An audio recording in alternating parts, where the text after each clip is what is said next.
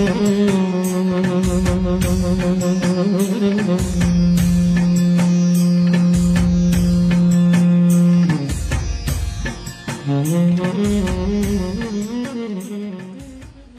ವರ್ಷದ್ದು ಕೊಟ್ಟೂರಿನೊಳಗಾಗಬೇಕಾಗಿದ್ದು ಜಗತ್ತು ಕಂಡಿರದ ಕೇಳಿರದ ಒಂದು ದೊಡ್ಡ ಪಿಡುಗಿನ ಕಾರಣಕ್ಕೆ ಸರಳವಾಗಿ ಈ ಒಂದು ವೇದಿಕೆಯ ಮೂಲಕ ಆಚರಿಸಲ್ಪಡ್ತಾ ಇದೆ. ಎಷ್ಟೇ ಸರಳ ಇದ್ರೂ ಉದ್ದೇಶ ಬಹಳಷ್ಟು ಸ್ಪಷ್ಟ ಮತ್ತು ಉದ್ದೇಶ ಸಮಾಜಮುಖಿ ಅನ್ನುವಂಥದ್ದಿದ್ದಾಗ ಆ ಕಾರ್ಯಕ್ರಮ ಬಹಳಷ್ಟು ಯಶಸ್ವಿ ಆಗೇ ಆಗ್ತದೆ ಅನ್ನೋದಕ್ಕೆ ಉದಾಹರಣೆ ಅನ್ನುವಂಗ ನಡೀತಾ ಇರುವಂತಹ ಈ ಒಂದು ಅದ್ಭುತ ಕಾರ್ಯಕ್ರಮದ ಇವತ್ತಿನ ದಿನ ಏನು ಉದ್ಘಾಟನಾ ದಿನ ಇದೆ, ಇವತ್ತಿನ ದಿನದ ಕಾರ್ಯಕ್ರಮದ ದಿವ್ಯ ಸಾನ್ನಿಧ್ಯವನ್ನು ವಹಿಸಿರುವಂತಹ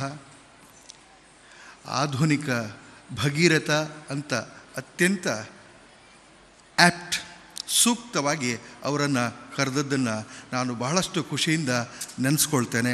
ಆಧುನಿಕ ಭಗೀರಥ ಬರದ ನಾಡಿಗೆ ಎಂದೂ ಇಮ್ಯಾಜಿನ್ ಕೂಡ ಕಲ್ಪನೆ ಕೂಡ ಮಾಡಿರೋದಿಲ್ಲ. ಅಂತಹ ನಾಡಿಗೆ ಸಮೃದ್ಧವಾಗಿ ಬೆಳೆ ಬೆಳೆಯುವಂಗ ಕುಡಿಲಿಕ್ಕೆ ಬೆಳಿಲಿಕ್ಕೆ ನೀರು ತರ್ತಾ ಇರುವಂತಹ ಇಡೀ ಈ ಭಾಗದಲ್ಲಿ ಎಲ್ಲ ಥರದ ಕ್ರಾಂತಿಯನ್ನೇ ಮಾಡಿರುವಂತಹ ನಡೆದಾಡುವ ದೇವರು ಅಂತ ಕರೆಸ್ಕೊಳ್ತಾ ಇರುವಂತಹ ಶ್ರೀಮದ್ ಉಜ್ಜಯಿನಿ ಸದ್ಧರ್ಮ ಸಿಂಹಾಸನಾಧೀಶ ಶ್ರೀ ತರಳಬಾಳು ಜಗದ್ಗುರು ಶ್ರೀ 1108 ಡಾಕ್ಟರ್ ಶಿವಮೂರ್ತಿ ಶಿವಾಚಾರ್ಯ ಸ್ವಾಮಿಗಳ ಪಾದಕ್ಕೆ ಚರಣಕಮಲಕ್ಕೆ ಭಕ್ತಿಪೂರ್ವಕವಾಗಿ ನಾನು ಪ್ರಪ್ರಥಮವಾಗಿ ನಮಿಸ್ತಾ ಈಗ ತಾನೇ ಕಾರ್ಯಕ್ರಮದ ಉದ್ಘಾಟನೆಯನ್ನು ಮಾಡಿ ತಮ್ಮ ಎಲ್ಲರನ್ನು ಉದ್ದೇಶಿಸಿ ಬಹಳಷ್ಟು ಅರ್ಥಪೂರ್ಣವಾದ ಮಾತುಗಳನ್ನು ಆಡಿ ನಿಮಗೆ ಎಲ್ಲರಿಗೂ ಮಾರ್ಗದರ್ಶನ ಮಾಡಿರುವಂತಹ ನಾಡಿನ ಹಿರಿಯರು, ಅತ್ಯಂತ ಹಿರಿಯ ನಾಯಕರು, ಹಿರಿಯ ಸಚಿವರು, ಗ್ರಾಮೀಣಾಭಿವೃದ್ಧಿ ಸಚಿವರು ಆದಂತಹ ಸನ್ಮಾನ್ಯ ಶ್ರೀ ಈಶ್ವರಪ್ಪ ಸಾಹೇಬ್ರೆ, ಅವರ ಕುಟುಂಬ ವರ್ಗದವರೇ, ವೇದಿಕೆಯ ಮೇಲಿನ ಎಲ್ಲ ಗಣ್ಯ ವ್ಯಕ್ತಿಗಳೇ, ಅಧಿಕಾರಿ ಸ್ನೇಹಿತರೆ, ಕಲಾವಿದರೇ, ಈ ನಾಡಿನ ಸಕಲ ಎಲ್ಲ ತಾಯಿ ತಂದೆಯಂತಿರುವಂತಹ ಬಂಧು ಬಳಗದಂತಿರುವಂತಹ ಎಲ್ಲ ನನ್ನ ಬಂಧುಗಳೇ, ವಿದ್ಯಾರ್ಥಿನಿ ಸ್ನೇಹಿತರೆ, ಯೂಸ್ವಲಿ ನಾವು ವಿದ್ಯಾರ್ಥಿಗಳು ಎಲ್ಲಿದ್ದಿರ್ತಾರೆ ಅಲ್ಲಷ್ಟ ಹೋಗಿ ಮಾತಾಡಿ ರೂಢಿ. ಇಂಥ ಒಂದು ದೊಡ್ಡ ಧಾರ್ಮಿಕ ಸಭಾದೊಳಗೆ ಮಾತಾಡುವ ಅವಕಾಶ ಅಥವಾ ಸೌಭಾಗ್ಯ ನಮಗೆ ಇಲ್ಲಿವರೆಗೆ ಸಿಕ್ಕಿದ್ದಿಲ್ಲ. ಇದು ಒಂದು ಅವಕಾಶನೂ ಹೌದು, ಸೌಭಾಗ್ಯನೂ ಹೌದು ಮತ್ತು ಬುದ್ಧಿಯವರ ಆಶೀರ್ವಾದ ಅಂತ ತಿಳ್ಕೊಂಡು ನನಗೆ ಗೊತ್ತಿರುವ ಒಂದೆರಡು ನುಡಿಗಳನ್ನು ವಿದ್ಯಾರ್ಥಿಗಳ ಹಿತದೃಷ್ಟಿಯಿಂದ ನಾನು ಹೇಳಲಿಕ್ಕೆ ಇಷ್ಟಪಡ್ತೇನೆ.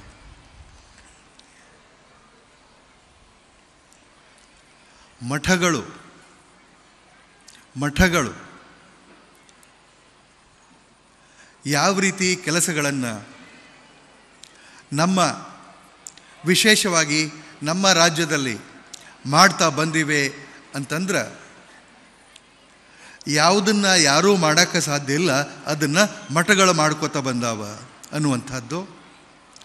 ಮಠಗಳು ಮಾಡಿದ ಶೈಕ್ಷಣಿಕ ಅಕ್ಷರ ದಾಸೋಹ, ಅನ್ನ ದಾಸೋಹ, ಜ್ಞಾನ ದಾಸೋಹ ಇದನ್ನೆಲ್ಲವನ್ನು ನೆನೆಸ್ಕೊಂಡ್ರೆ ಮಾನ್ಯ ಸಚಿವರು ಈಗಾಗಲೇ ಬಹಳಷ್ಟು ಅಭಿಮಾನದಿಂದ ಅದನ್ನು ತಮ್ಮ ಮುಂದೆ ಹಂಚಿಕೊಂಡ್ರು. ಸುಮಾರು 50,000ಕ್ಕಿಂತಲೂ ಹೆಚ್ಚು ಜನ ವಿದ್ಯಾರ್ಥಿಗಳು ಈ ಒಂದು ಸಂಸ್ಥೆಯ ಅಡಿಯಲ್ಲಿ ಜ್ಞಾನಾರ್ಜನೆ ಮಾಡ್ತಾ ಇದ್ದಾರೆ ಅಂತಂದ್ರೆ ಎಷ್ಟು ದೊಡ್ಡದಾಗಿ ಹೆಮ್ಮರವಾಗಿ ಈ ಸಂಸ್ಥೆಯನ್ನು ಬೆಳೆಸಿರಬೇಕು ಅನ್ನುವಂಥದ್ದು ನೋಡಿದರೆ ನಿಜವಾಗಿಯೂ ಭಾಳಷ್ಟು ಖುಷಿ ಅನ್ನಿಸ್ತದೆ. ನೀವೆಲ್ಲರೂ ಅದೃಷ್ಟವಂತರು, ಬಹಳಷ್ಟು ಪುಣ್ಯ ಮಾಡಿದವರು. ಇಂಥ ಒಂದು ವಾತಾವರಣದೊಳಗೆ ಇಲ್ಲಿ ಸಿರಿಗೆರೆ ಏನೈತಲ್ಲ, ಮೇನ್ ರೋಡಿಂದ ಒಳಗೆ ಬಂದ್ರೆ ಯಾವುದೋ ಒಂದು ಬೇರೆ ಥರದ ತರಂಗಗಳು ನಮ್ಮ ಮೈಯಲ್ಲಿ, ನಮ್ಮ ಮನಸ್ಸಿನಲ್ಲಿ, ನಮ್ಮ ಹೃದಯದಲ್ಲಿ ಪ್ರವೇಶ ಮಾಡಿದಂಗೆ ಅನ್ನಿಸ್ತದೆ.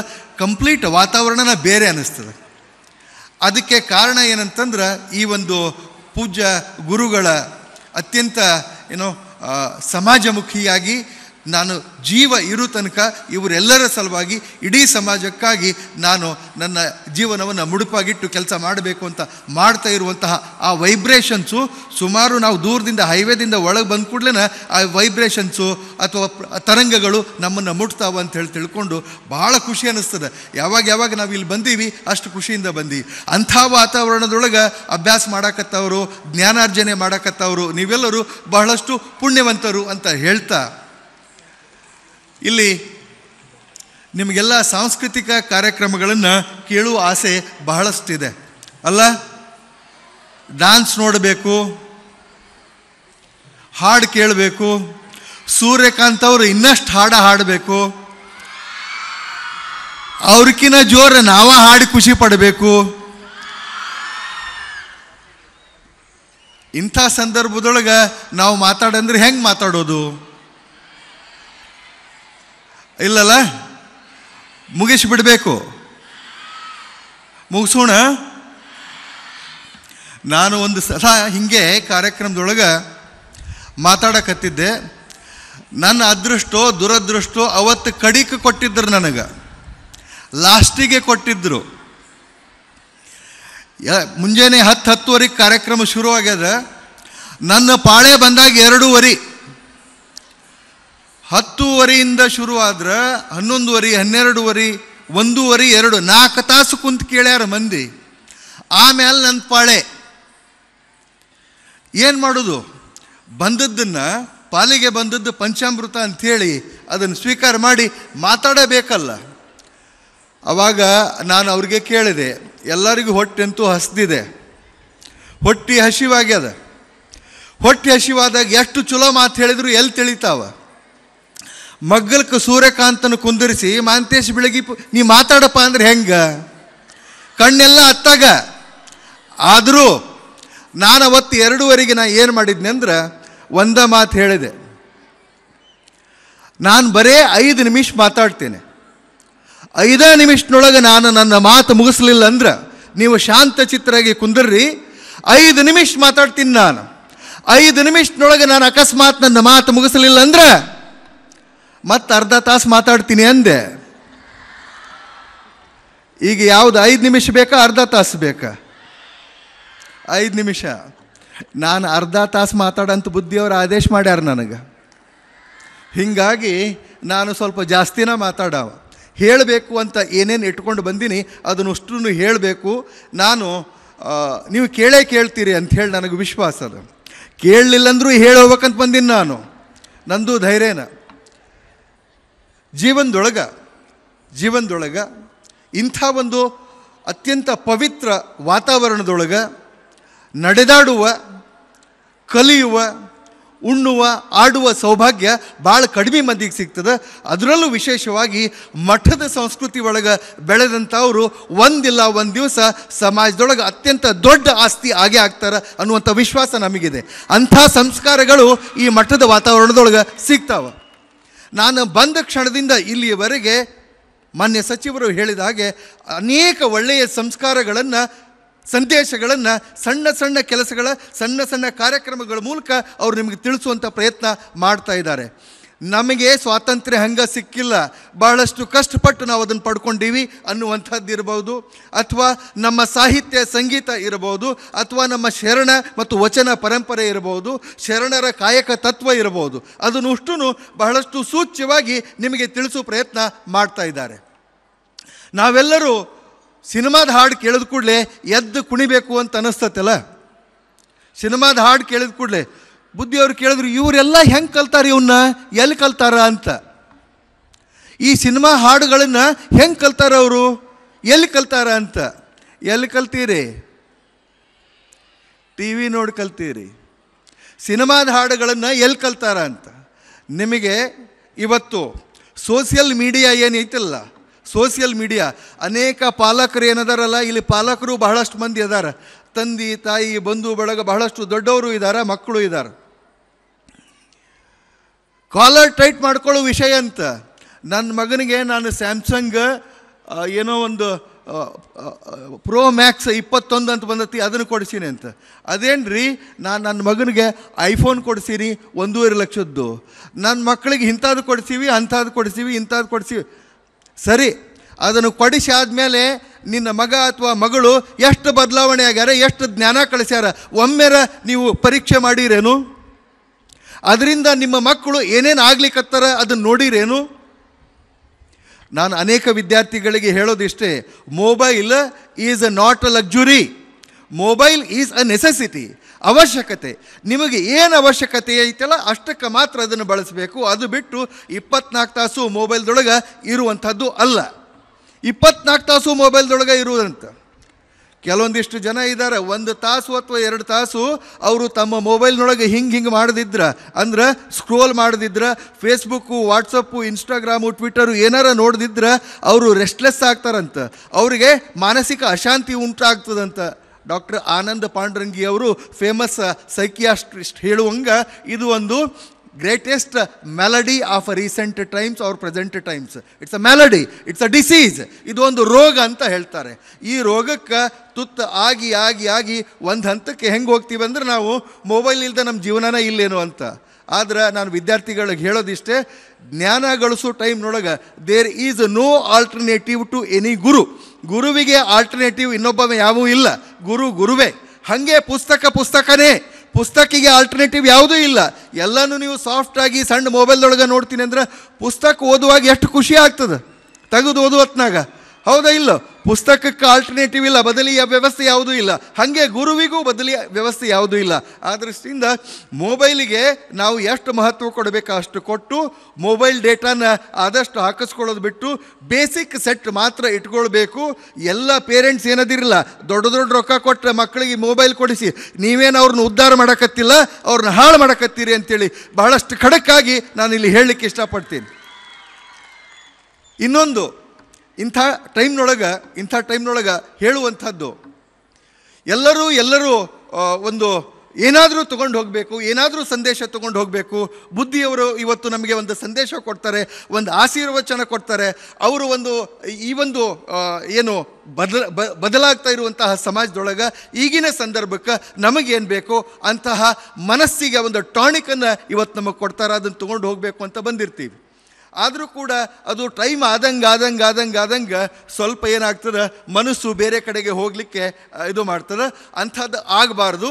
ನೀವು ನಿಜವಾಗಿಯೂ ಯಾವುದರ ಸಲುವಾಗಿ ಇಲ್ಲಿ ಬಂದಿರಲ್ಲ ಅದನ್ನು ಪಡ್ಕೊಂಡು ಹೋಗಬೇಕು ಅನ್ನುವಂಥದ್ದು ಹೇಳ್ತಾ, ನಾನು ಇಂಥ ಸಂದರ್ಭದಲ್ಲಿ ಒಂದು ಸಣ್ಣದ ಒಂದು ಕತೆ ಹೇಳಲಿಕ್ಕೆ ಇಷ್ಟಪಡ್ತೀನಿ. ನಾನಿಲ್ಲೇ ನಿಂತು ಮಾತಾಡಕತ್ತೀನಿ, ಅನೇಕ ವಿಚಾರಗಳನ್ನು ಹೇಳಲಿಕ್ಕತ್ತೀನಿ. ಇಲ್ಲಿ ಇರುವಂತಹ ಎಲ್ಲ ವ್ಯಕ್ತಿಯ ಕಣ್ಣುಗಳು, ಮೇಲೆ ಇರುವಂತಹ ಎಲ್ಲ ವ್ಯಕ್ತಿಯ ಕಣ್ಣುಗಳು ನನ್ನನ್ನು ನೋಡ್ತಾವೆ. ಒಬ್ಬೊಬ್ಬರು ಒಂದೊಂದು ಥರ ನೋಡಕತ್ತಾರ, ಒಬ್ಬೊಬ್ಬರು ಒಂದೊಂದು ಥರ ತಿಳ್ಕೊಳಕತ್ತಾರ. ನಿಜವಾಗಿ ನಾ ಏನು ಮಾತಾಡಕತ್ತೀನಿ ಅಂಥೇಳಿ ನನಗಷ್ಟೇ ಗೊತ್ತಿರ್ತದೆ. ಅಂದ್ರೆ ಸಬ್ಜೆಕ್ಟಿವ್ ಆಗಿ ಅಬ್ಜೆಕ್ಟಿವಿಟಿನ ನೋಡ್ತಿರ್ತಾರೆ, ಅಬ್ಜೆಕ್ಟಿವ್ ಆಗಿ ಯಾರೂ ನೋಡೋದಿಲ್ಲ ಅಂತ. ವಸ್ತು ಅದೇ ಇರ್ತದೆ, ನೋಡು ನಮನಿ ಅಥವಾ ನೋಡು ದೃಷ್ಟಿ ಅಥವಾ ದೃಷ್ಟಿಕೋನ, ಆಟಿಟ್ಯೂಡ್ ಬೇರೆ ಇರ್ತದೆ, ಬೇರೆ ನಮ್ಮನ್ನು ನೋಡ್ತಿರ್ತಾರೆ. ಒಂದು, ನನಗೆ ಟೈಮ್ ಕೊಟ್ಟಾರ ಅದಕ್ಕೆ ಮಾತಾಡಕತ್ತೀನಿ, ಮಾತಾಡಲೇ ಬೇಡ, ನೀವು ಬೇಡ ಅಂದರೂ ಮಾತಾಡ್ತೀನಿ, ಅದು ಗೊತ್ತೈತೆ ನಿಮಗೆ. ಒಂದು ಕುಟುಂಬ ಇರ್ತದೆ, ಅದು ಕಿವುಡರ ಕುಟುಂಬ. ಆ ಮನೆಯೊಳಗೆ ಎಲ್ಲರೂ ಕಿವುಡ್ರಿರ್ತಾರೆ. ನಾ ತಿಳಿತತೆ ಇಲ್ಲ, ಕನ್ನಡದಾಗ ಮಾತಾಡಕತ್ತೀನಿ ನಾನು, ತಿಳಿಯಾಕತ್ತತೆ ಇಲ್ಲ? Yes sir. ಇಲ್ಲಿ ದೊಡ್ಡವ್ರು ಏನು ಹೂನ ಅನ್ನುವಲ್ರಿ, ಹಾನು ಅನ್ನುವಲ್ರಿ, ನಿಮಗೆ ತಿಳಿಯಾಕತ್ತತಿಲ್ರಿ. ಒಂದು ಕುಟುಂಬ ಇರ್ತತಿ, ಅದು ಕಿವುಡರ ಕುಟುಂಬ. ಆ ಮನೆಯಾಗ ಎಲ್ಲರೂ ಕಿವುಡ್ರ ಇರ್ತಾರೆ. ಕಿವುಡ್ರ ಕುಟುಂಬ ಅದು, ಎಲ್ಲರದು ಕಿವಿ ಇರೋದಿಲ್ಲ. ಚಳಿಗಾಲ, ಜನವರಿ ಫೆಬ್ರವರಿ ಆ ಪೀರಿಯಡು ನಮ್ಮ ಕಡೆಗೆ ಬಿಳಿಜೋಳ ಬೆಳಿತಾರೆ. ಆ ಟೈಮ್ನೊಳಗೆ ಬಿಳಿಜೋಳ ಬರೋದು ಚಳಿ ಜಾಸ್ತಿ ಆದಂಗೆ ಬೆಳೆ ಜಾಸ್ತಿ ಬರ್ತದೆ. ಬಿಳಿಜೋಳ, ಮಾಲ್ದಂಡಿ ಜೋಳ, ದಪ್ಪು ಜೋಳ, ಜೋಳದ ಮುದ್ದೆ ತಿಂತೀರಿಲ್ಲ? ದಪ್ಪನ ಜೋಳ ನೋಡಿರಲ್ಲ, ಬಿಳಿ ಜೋಳ, ಊಟದ ಜೋಳ. ಆ ಜೋಳ ಬೆಳೆದಿರ್ತಾನವ, ಕಾಳು ಹಿಡ್ಯಾಕೆ ಹತ್ತಿರ್ತಾವ, ಅಲ್ಲೊಂದು ಇಲ್ಲೊಂದು ಕಾಳು ಹಾಲು ಹಿಡಿದು ಸ್ವಲ್ಪ ಒಣಗಾಕೆ ಹತ್ತಿರ್ತಾವ, ತೆನಿ ತಯಾರಾಗಕತ್ತಿರ್ತಾವ. ಅವಾಗ ಹಕ್ಕಿಗಳು ಭಾಳ, ಅಲ್ಲಿ ಹಕ್ಕಿಗಳು ಭಾಳಷ್ಟು ಬಂದು ಆ ಹೊಲನ ಅಟ್ಯಾಕ್ ಮಾಡ್ತಿರ್ತಾವ, ದಾಳಿ ಮಾಡ್ತಿರ್ತಾವ. ಅವು ಅಷ್ಟು ಕಾಳು ತಿಂದು ಹೋಗ್ತಿರ್ತಾವ. ಅದಕ್ಕಂತ ಅವ ಒಂದು ಕವಣಿ ಕಲ್ಲು ಹೊಡಿತಿರ್ತಾನೆ. ಕವಣಿ ಕಲ್ಲು ಗೊತ್ತಾ? ಕವಣೆ ಕಲ್ಲು ಹೊಡೆಯೋದು, ಕವಣೆ ಕಲ್ಲು ನೆನಪೈತಾ? ನಿಮ್ಮ ಸ್ಟೈಲ್ನೊಳಗೆ ಹೇಳ್ಬಿಡ್ತೀನಿ. ಡಾಕ್ಟರ್ ರಾಜ್ಕುಮಾರ್ದು ಒಂದು ಹಾಡೈತಿ, ನೆನಪೈತೇನು? ಕಲ್ಲೇಟಿಗಿಂತ ನಿನ್ನ, ಹಾಂ, ಅದು ಕವಣಿ ಹೊಡೆಯೋದು. ಈಗ ಎಲ್ಲರಿಗೂ ಗೊತ್ತಾಯ್ತು, ಮೋಸ್ಟ್ಲಿ ದೊಡ್ಡವ್ರಿಗೆ ಸಣ್ಣವ್ರಿಗೆ ಎಲ್ಲರಿಗೆ ನೆನಪು ಬಂತದ್ದು ಕವಣೆ ಅಂದ್ರೆ. ಯಾರಿಗೇನು ತಿಳಿತೈತೆ ಅದನ್ನ ಹೇಳೋದು ಚಲೋ. ಕವಣಿ ಹೊಡಿತಿರ್ತಾನೆ, ಹಕ್ಕಿ ಓಡಿಸ್ತಿರ್ತಾನೆ. ಆ ಟೈಮ್ನೊಳಗೆ ನನ್ನಂತ ಒಬ್ಬ ಹೋಗಿ, ಕಾಕ ಇಲ್ಲಿ ಸಿರಿಗೆರೆ ಮಠಕ್ಕೆ ಹೋಗೋದು ಹೆಂಗ ಅಂತ ಕೇಳ್ತಾನೆ. ಪ್ರೀತಿಯಿಂದ ಗೌರವದಿಂದ, ಕಾಕ, ನಮ್ಮ ಕಡೆ ಕಾಕ ಅಂತಾರ, ಚಿಕ್ಕಪ್ಪ, ಅಣ್ಣ ಅಂತ ಕೇಳ್ತೀವಲ್ಲ ಹಂಗ. ಕಾಕ ಸಿರಿಗೆರೆ ಮಠಕ್ಕೆ ಹೋಗೋದು ಹೆಂಗ, ದಾರಿ ಹೆಂಗ ಅಂತ ಕೇಳ್ತಾನೆ. ಅವನು ಕಿವಿನ ಕೇಳೋದಿಲ್ಲ. ಅದಕ್ಕೆ ಅವನು ಹೇಳ್ತಾನೆ, ಕೇಳಿ ಏನ ಮತ್ತ ಹಗಲಿ ರಾತ್ರಿ ದುಡ್ದಿನಿ, ಅದಕ್ಕೆ ಇಷ್ಟು ದೊಡ್ಡ ದೊಡ್ಡ ತೆನಿಯಾಗ್ಯಾವ ಅಂತಾನ. ಕಾಕ ಸಿರಿಗೆರೆ ಮಠಕ್ಕೆ ಹೋಗೋದು ಹೆಂಗ ಅಂತ ಕೇಳಿದ್ರೆ, ಹೌದಪ್ಪ, ನಾನು ಭಾಳಷ್ಟು ಶ್ರದ್ಧಾದಿಂದ ದುಡ್ದಿನಿ, ಅದಕ್ಕೆ ಇಷ್ಟು ದೊಡ್ಡ ದೊಡ್ಡ ತೆನಿಯಾಗ್ಯಾವ, ನಂದು ಬೆಳೆ ಹೆಂಗೈತೆ ನೋಡಂತ. ಅವ ಕೇಳಿದವ ಹಂಗೆ ಹೊಕ್ಕಾನ, ಇರುವಲ್ದು ನಿಮ್ಗೇನು ತಿಳಿವಲ್ದು ಅಂತೇಳಿ. ಅವ ರೈತ ತೆನಿ ಉದ್ದಾಗಿ ಬೆಳೆದಿರ್ತಾನಲ್ಲ, ಖುಷಿಯಿಂದ, ಭಾಳಷ್ಟು ಖುಷಿಯಿಂದ ಮನೆಗೆ ಹೋಗಿ ತನ್ನ ಹೆಂಡ್ತಿಗೆ ಹೇಳ್ತಾನೆ, ಇವತ್ತು ಕವಣಿ ಹೊಡ್ಯಾಕತ್ತಿದ್ದೆ, ಒಬ್ಬ ಹಾದೋಗವ ಬಂದ, ಏನು ಬೆಳೆದಿಯೋ ಮರಾಯ, ಏನು ತೆನಿ ಅದಾವೋ ಮರಾಯ, ನೋಡಿ ಎಷ್ಟು ಖುಷಿ ಪಟ್ಟಲ್ಲ ಅಂತ ಅಂದ. ಅದಕ್ಕೆ ಹೆಂಡ್ತಿ ಹೇಳ್ತಾಳೆ, ಇರಲಿ ಬಿಡ್ರಿ, ದೊಡ್ಡದರ ಇರಲಿ ಸಣ್ಣದ ಇರಲಿ, ಬಂಗಾರದ ಪದಕ ಮಾಡ್ಸಕತ್ತೀರಲ್ಲ ಅಷ್ಟ ಸಾಕು ನನಗಂತಾಳೆ. ಅಕ್ಕಿಗೂ ಕೇಳೋದಿಲ್ಲ. ಅಕ್ಕಿ ಹೋಗಿ ಮಗಳಿಗೆ, ನಿಮ್ಮಪ್ಪ ನನಗೆ ಒಂದು ಬಂಗಾರದ ಪದಕ ಮಾಡಕ್ಕೆ ಹಾಕಿ ಬಂದಾನಂತ, ದ್ವಾಡ್ದೇನಿಲ್ಲಂತ ಸಾಣದ ಮಾಡಕ್ಕೆ ಹಾಕ್ಯಾನಂತ ಅಂತ ಹೇಳ್ತಾಳೆ. ಮಗಳು ಮದ್ವೆ ವಯಸ್ಸಿಗೆ ಬಂದಾಳೆ, ಇರ್ಲಿ ಎಳಬೆ, ಸ್ವಲ್ಪ ಕರಗಿದ್ರೆ ನಾ ಮಾಡ್ಕೋತೀನಿ, ನನಗೇನು ಬೆಳಗ್ಗೆ ಇರ್ಬೇಕಂತೇನಿಲ್ಲ, ನಾ ಮಾಡ್ಕೋತೀನಿ ಎಳ ಅವನ್ನ ಅಂತಾಳೆ ಅಕ್ಕಿ. ಅಕ್ಕಿ ಪದಕ ಹೇಳಿದ್ರೆ ಅಕ್ಕಿ ಹುಡುಗಂಚ, ಮಾಡ್ಕೋತೀನಿ ಎಳಬೆ ಅಂತ. ಅವ್ರ ಅಜ್ಜಿ ಒಂದು ಹಿತ್ತಲದಲ್ಲಿ ಒಂದೇನೋ ಜಜ್ಕೋತ ಕುಂತಿರ್ತದೆ, ಹುಣಸೆಕಾಯಿ ಮತ್ತೊಂದು ಜಜ್ಕೋತ. ಅಜ್ಜಿಗೆ ಹೋಗಿ ಕೇಳ್ತಾಳ, ಅಜ್ಜಿ ನಮ್ಮ ಕಡೆ ಅಮ್ಮ ಆಯಿ ಅಂತೀವಿ ನಾವು, ಅಪ್ಪ ಒಂದು ವರ ನೋಡ್ಯಾನಂತ, ಸ್ವಲ್ಪ ಕರಗದನಂತ, ನಾ ಹೂ ಅಂದಿನ ನೋಡ್ಬೇ ಅಂತ ಹೇಳ್ತಾಳ. ಅದಕ್ಕೆ ಅಜ್ಜಿ ಹೇಳ್ತಾಳ, ಕೆಮ್ಮ ಕತ್ತು 1 ತಾಸು ಆತು, ಈಗ ಬೇಕಂತ ಕೇಳ್ತೀಯ, ಕಾಪಿ ಬೇಕು ಅಂತ ಈಗ ಕೇಳೋಂಗ ಆತ ನಿನಗೆ, ಹೋಗಿ ತೊಗೊಂಡು ಬಾ ಅಂತಾಳ. ಯಾರಿಗೂ ಕಿವಿನ ಕೇಳೋದಿಲ್ಲ. ಅವಾಗ ಜೋಳದ ತೆನಿ ಚಿಂತಿ, ಅಕ್ಕಿಗೆ ಪದಕದ ಚಿಂತಿ, ಮಗಳಿಗೆ ಲಗ್ನ ಹುಡುಗನ ಚಿಂತಿ, ಅಜ್ಜಿಗೆ ಕಾಫಿ ಚಿಂತಿ, ನಿಮಗೆ ಎದ್ರ ಚಿಂತೆ?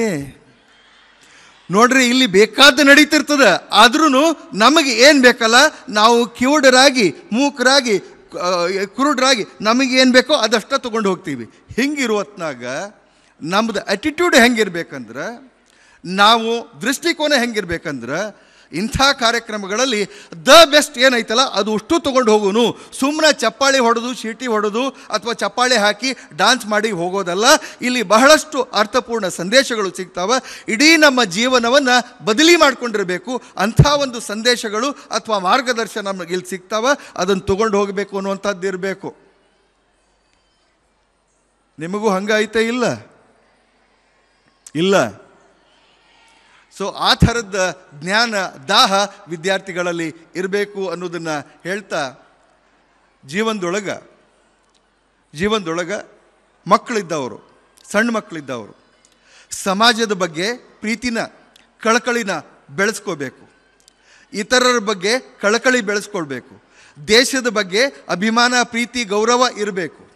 ಹಿರಿಯರ ಬಗ್ಗೆ ಗೌರವ ಇರಬೇಕು. ಎಷ್ಟೋ ಜನ ಮಕ್ಕಳು ಎಷ್ಟೋ ಜನ ಮಕ್ಕಳು, ನನಗೆ ಆಫೀಸಲ್ಲಿ ನಿಜವಾಗಿಯೂ ಕಣ್ಣೀರು ಬರ್ತದೆ ಒಂದೊಂದು ಸಲ. ಹಿರಿಯ ನಾಗರಿಕರ ಕೇಸ್ಗಳು ನಮ್ಮ ಹತ್ರ ಬಂದಾಗ ಬಹಳಷ್ಟು ನೋವು ಅನ್ನಿಸ್ತದೆ.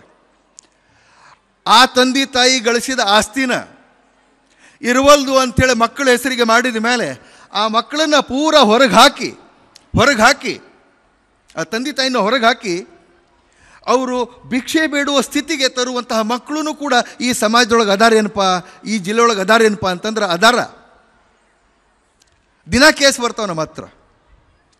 ಅದಕ್ಕೆ ತಂದೆ ತಾಯಿ ಬಗ್ಗೆ, ಹಿರಿಯರ ಬಗ್ಗೆ ಪ್ರೀತಿ, ವಿಶ್ವಾಸ, ಗೌರವ ಬೆಳೆಸ್ಕೊಂಡು, ಸಂಸ್ಕಾರ ಅಂದ್ರೆ ಏನು ಭಾಳ ದೊಡ್ಡ ದೊಡ್ಡ ವಿಚಾರ ಅಲ್ಲ ಇಂಥವ. ನಮ್ಮ ಸಮಾಜ ಪ್ರೀತಿ ಮಾಡಬೇಕು, ನಮ್ಮ ದೇಶ ಪ್ರೀತಿ ಮಾಡಬೇಕು, ನಮ್ಮ ಪರಿಸರನ ಪ್ರೀತಿ ಮಾಡಬೇಕು, ನಮ್ಮ ಹಿರಿಯರಿಗೆ ಬಹಳಷ್ಟು ಗೌರವ ಕೊಡಬೇಕು. ಇವತ್ತು ನಾವು ಏನದಿವಲ್ಲ ಅದಷ್ಟುದಕ್ಕೂ ಇವರೆಲ್ಲರೂ ಕಾರಣ.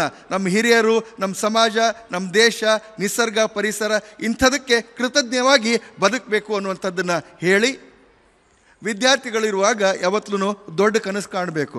ಕನಸಿನ ಬಗ್ಗೆ ಮಾತಾಡಕತ್ರ ನಾವು ಒಂದೊಂದು ತಾಸು ಬರೀ ಕನಸಿನ ಬಗ್ಗೆನೇ ಮಾತಾಡ್ತೀನಿ.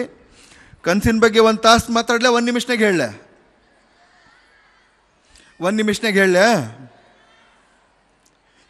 ಬುದ್ಧಿಯವರು ಬದಲೇ ಆಗ್ಯಾರ, ಒಂದು ತಾಸು ಹೇಳ್ಬೇಕಂತಾರೆ. ಒಂದು ತಾಸು ಏನು ಹೇಳೋದಿಲ್ಲ, ಬುದ್ಧಿಯವ್ರು ಬೇಡ ಅಂತ ಹೇಳಿದ್ರು, ಒಂದು ನಿಮಿಷನಾಗ ಹೇಳ್ತೀನಿ. ಕನಸು ಯಾವತ್ತೂ ಕನಸು ಖರೆ ಆಗ್ತಾವೆ. ನಿಜವಾಗಿಯೂ ಕಾಣೋ ರೀತಿ ಒಳಗೆ ನೀವು ಕಂಡ್ರಿ ಅಂದ್ರೆ ಕನಸು ಎಲ್ಲ ನಿಜ ಆಗ್ತಾವೆ. ವಿಶೇಷವಾಗಿ ನಾನು ನನ್ನ ಜೀವನದೊಳಗೆ, ನನ್ನ ಸ್ನೇಹಿತರು, ನನ್ನ ಬಂಧು ಬಳಗದವರು ಯಾರ್ಯಾರು ನನ್ನ ಜೊತೆ ಇದ್ರು ಅಷ್ಟೂರು ನಾವು ಏನೇನು ಕನಸು ಕಂಡಿವಲ್ಲ ಅದೆಲ್ಲ ಆಗೇವಿ. ಕನಸು ನಿಜ ಆಗ್ತಾವೆ.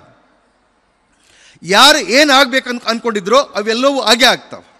ಆದರೆ 24 ತಾಸು ನಾವು ತೆರೆದ ಕಣ್ಣಿನಿಂದ ಬಹಳಷ್ಟು ಆಸಕ್ತಿಯಿಂದ ಅದನ್ನು ಇಷ್ಟು ಪ್ರೀತಿ ಮಾಡಬೇಕು ಅಂದ್ರೆ, ನಾನು ನಮ್ಮ ವಿದ್ಯಾರ್ಥಿಗಳು, ನಾನು ಸುಮಾರು 10 ವರ್ಷ ನಾನು ಮಾಸ್ತರಿಕೆ ಮಾಡಿ ಆಮೇಲೆ ನಾವು ಸೇವೆಗೆ ಸೇರೇವಿ. ನಾವು ಕೂಡ ಇಲ್ಲಿ ಏನು ಟೀಚರ್ಸ್ ಇದ್ದೀರಿ ನಿಮ್ಮ ಹಂಗೆ ನಾವು ಕೂಡ ವಿದ್ಯಾರ್ಥಿಗಳಿಗೆ ಟೀಚರ್ ಇದ್ದವರೇ. ನಾನು ಎಲ್ಲ ವಿದ್ಯಾರ್ಥಿಗಳಿಗೆ ಹೇಳ್ತಿದ್ದು, ನಾನು ಪ್ರತಿ ಕ್ಲಾಸ್ನೊಳಗೆ ಅವತ್ತು 10 ಕ್ಲಾಸ್ ಇರಲಿ, 12 ಕ್ಲಾಸ್ ಇರಲಿ, ಅವತ್ತು 4 ಕ್ಲಾಸ್ ಇರಲಿ, ಅಷ್ಟು ಕ್ಲಾಸ್ನೊಳಗೆ ಎಷ್ಟು ಜನ ಬರ್ತಾರೆ ಎಷ್ಟು ಜನ ವಿದ್ಯಾರ್ಥಿಗಳಿಗೆ ನಾನು ಹೇಳ್ತಿದ್ದೆ ಬುದ್ಧಿ ಏನಂದ್ರೆ, ಒಂದಿಲ್ಲ ಒಂದು ದಿವಸ ನಾನು ರೆಡ್ ಲೈಟ್ ಕಾರ್ನೊಳಗೆ ಅಡ್ಡಾಡಬೇಕು ಅಂತ ಹೇಳ್ತಿದ್ದೆ ಅವರಿಗೆ. ರೆಡ್ ಲೈಟ್ ಕಾರ್ನೊಳಗೆ ಒಂದಿಲ್ಲ ಒಂದು ದಿವಸ ಅಡ್ಡಾಡಬೇಕು ಅಂಥೇಳಿ ಅವ್ರಿಗೆ ಅಂದು ಅಂದು ಅಂದು ಅಂದು ಕೇಳಿಸ್ಕೊಂಡು ನಾನು ಅಷ್ಟಲ್ಲ, ನಾನು ಅನೇಕ ವಿದ್ಯಾರ್ಥಿಗಳನ್ನು ಮೊದಲ ಆ ರೆಡ್ ಲೈಟ್ ಕಾರ್ನೊಳಗೆ ಹತ್ತಿಸಿ ಆಮ್ಯಾಗ ದೇವ್ರು ನಮಗೆ ಅವಕಾಶ ಕೊಟ್ಟ. ಒಂದಿಲ್ಲ ಒಂದು ದಿವಸ ಅವು ಖರೆ ಆಗ್ತಾವೆ. ಕನಸು ಕಾಣಬೇಕು, ದೊಡ್ಡ ಕನಸ ಕಾಣಬೇಕು. ಸಣ್ಣ ಸಣ್ಣ ಕನಸುಗಳನ್ನು ಕಾಣೋದು ತಪ್ಪು. Low aim is a crime ಅಂತ ಹೇಳ್ತಾರಲ್ಲ ಹಂಗೆ ದೊಡ್ಡ ಕನಸುಗಳನ್ನು ಕಾಣಬೇಕು. ಆಮೇಲೆ ನನಗೆ ಭಾಳಷ್ಟು ಖುಷಿಯಿಂದ ನಾನು ಎಲ್ಲ ಕಡೆ ಹೋದಲ್ಲಿ ಹೇಳ್ತೀನಿ, ಕನಸಿನೊಳಗೆ ರಿಸರ್ವೇಷನ್ ಪಾಲಿಸಿ ಇಲ್ಲ. ಕನಸಿನೊಳಗೆ ರಿಸರ್ವೇಷನ್ ಪಾಲಿಸಿ ಇಲ್ಲ. ಶ್ರೀಮಂತರಿಗೆ ಇಂಥ ಕನಸ, ಬಡವರಿಗೆ ಇಂಥ ಕನಸ, ಇವ್ರಿಗೆ ಇಂಥ ಕನಸ ಏನೂ ಇಲ್ಲ. ಬೇಕಾದವ್ರು ಬೇಕಾದ ಕನಸು ಕಾಣ್ಬೋದು, ಹೌದೋ ಇಲ್ಲೋ? ಸೊ ಹಂಗಂದ್ರೆ ಆದಷ್ಟು ದೊಡ್ಡ ಕನಸ ಕಾಣಬೇಕು. ಯಾಕಂದ್ರೆ ಕನಸು ಖರೆ ಆಗ್ತಾವ. ಡಾಕ್ಟರ್ APJ ಅಬ್ದುಲ್ ಕಲಾಂ ಅವರು ಬಹಳಷ್ಟು ದೊಡ್ಡ ದೊಡ್ಡ ವ್ಯಕ್ತಿಗಳು, ವಿಶೇಷವಾಗಿ ವಿಲಿಯಂ ಜಾಯ್ಸ್ ಹೇಳೋದೇನಂತಂದ್ರೆ, the greatest discovery of our times is that human beings can alter their lives by altering their attitudes ಅಂತ. ಅಂದ್ರೆ ಮಾನವ ವ್ಯಕ್ತಿಗಳು ನಾವು ನೀವು ನಮ್ಮಂಥವರು ನಮ್ಮ ಜೀವನನ ಬದಲಿ ಮಾಡ್ಕೊಳಕ್ಕೆ ಸಾಧ್ಯದ. ಹೆಂಗಂದ್ರೆ ನಮ್ಮ ಆ್ಯಟಿಟ್ಯೂಡನ್ನು ಬದಲಿ ಮಾಡ್ಕೊಂಡ್ರೆ, ನಮ್ಮ ಕನಸನ್ನು ಬದಲಿ ಮಾಡ್ಕೊಂಡ್ರೆ, ದಿನ ಅದ್ರ ಬಗ್ಗೆನೇ ಯೋಚನೆ ಮಾಡಿಕೊಂಡ್ರೆ ನಾವು ಒಳ್ಳೆಯ ವ್ಯಕ್ತಿಗಳು ಆಗಲಿಕ್ಕೆ ಸಾಧ್ಯ ಇದೆ ಅನ್ನುವಂಥದ್ದನ್ನು ನಿಮಗೆ ಹೇಳ್ತಾ, ನೀವೆಲ್ಲರೂ ಡಾಕ್ಟರ್ APJ ಅಬ್ದುಲ್ ಕಲಾಂ ಅವರು ಎಲ್ಲೂ ಹೋದಲ್ಲೆಲ್ಲ ವಿದ್ಯಾರ್ಥಿಗಳನ್ನು ಉದ್ದೇಶಿಸಿ ಇದು ಹೇಳ್ತಿದ್ರು, ಡ್ರೀಮ್. ನಿಮಗೆ ಕನಸು ಬೀಳ್ತಾವ ಇಲ್ಲ? ಎಂಥ ಕನಸು ಬೀಳ್ತಾವ? ಇತ್ತೀಚೆಗೆ ನಾನು ಒಂದು ಕಾರ್ಯಕ್ರಮದೊಳಗೆ ಹೇಳಿದ್ದೆ, ಅದು ರಿಪಿಟೇಷನ್ ಆಕತಿ, ಹೇಳೋದಲ್ಲ ನಾನು. ಎಷ್ಟೋ ಮಂದಿ ಅದು ವಿಡಿಯೋ ನೋಡಿರ್ಬೋದು, ಕೇಳಿರ್ಬೋದು. ಕನಸಿನ ಬಗ್ಗೆ ಹೇಳಿದ್ದು ನಾನು. ಕನಸು, dream. My dear youth, dream. Dreams transform into thoughts. Thoughts force us to act, and the actions ultimately take us to success. Therefore, my dear youth, dream. ಕನಸು ಕಾಣಬೇಕು. ಕನಸು ನಮ್ಮನ್ನು ವಿಚಾರ ಮಾಡಕ್ಕೆ ಹಚ್ತಾವ.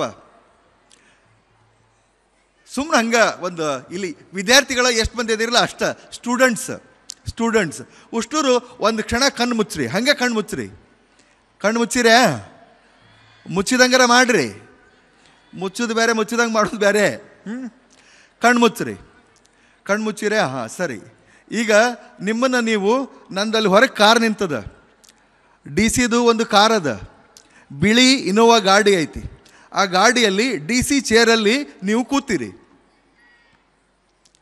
ನಿಮ್ಮ ಮುಂದಿನ ಸೀಟ್ನೊಳಗೆ ಒಬ್ಬ ಗನ್ಮ್ಯಾನ್ ಇದ್ದಾನೆ, ಪಿಸ್ತೂಲ್ ಹಿಡ್ಕೊಂಡು, ಖಾಕಿ ಡ್ರೆಸ್ ಹಾಕ್ಕೊಂಡು ಒಬ್ಬ ಗನ್ಮ್ಯಾನ್ ಇದ್ದಾರೆ. ವೈಟ್ ಡ್ರೆಸ್ ಹಾಕ್ಕೊಂಡು ಒಬ್ಬ ಡ್ರೈವರ್ ಇದ್ದಾರೆ. ಗಾಡಿ ಸೀದಾ ಬಂದು ಸಿರಿಗೆರೆ ಗೇಟಿಂದ ಒಳಗೆ ಬಂತು. ಶಾಂತಿವನಕ್ಕೆ ಹೋಯ್ತು. ಅಲ್ಲಿ ಶಾಂತಿವನದಲ್ಲಿ ಡೋರ್ ತೆಗೀತು. ನೀವು ಇಳಿದು ನಿಮ್ಮನ್ನು ಕರ್ಕೊಂಡು ಹೋಗ್ಲಿಕ್ಕೆ ಒಬ್ಬರು ಶಿಷ್ಯರು ಬರ್ತಾರೆ, ಮೇಲೆ ಬುದ್ಧಿಯವರು ಇದ್ದಾರಂತೆ, ನಿಮ್ಮನ್ನು ಮುಂದೆ ಕರ್ಕೊಂಡು ಹೋಗ್ತಾರೆ. ನೀವು ಬುದ್ಧಿಯವರಿಗೆ ಹೋಗಿ ನಮಸ್ಕಾರ ಮಾಡಿ ಕಣ್ ತೆಗೀರಿ. ಖುಷಿ ಆತನ?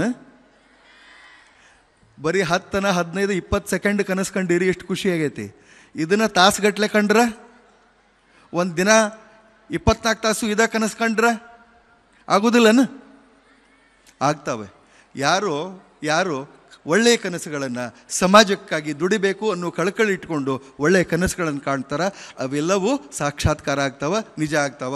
ಇಂತಹ ಒಳ್ಳೆಯ ಕನಸುಗಳನ್ನು ನೀವು ಕಾಣ್ರಿ ಅಂತ ಹೇಳ್ತಾ, ನಾನು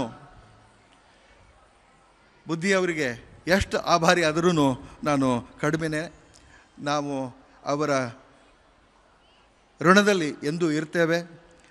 ಕೊರೋನಾ ಇನ್ನೂ ಶುರು ಆಗಿದ್ದಿಲ್ಲ, ಇನ್ನೂ ಕೇಸ್ಗಳು ಬಂದಿದ್ದಿಲ್ಲ, ಬರೀ ಲಾಕ್ಡೌನ್ ಇತ್ತು. ಇನ್ನು ಆ ಲಾಕ್ಡೌನ್ ಸಂದರ್ಭದಲ್ಲಿ ಕೂಡ ನನಗೆ ಇಲ್ಲಿ ದುರ್ಗ ಜಿಲ್ಲಾಧಿಕಾರಿಯವರು, ಅವ್ರ ಜಿಲ್ಲೆಯವರು ಅವ್ರಿಗೆ ಗೈಡ್ ಮಾಡೇ ಮಾಡ್ತಾರೆ. ನಾ ಪಕ್ಕದ ದಾವಣಗೆರೆ ಜಿಲ್ಲೆಯವರು.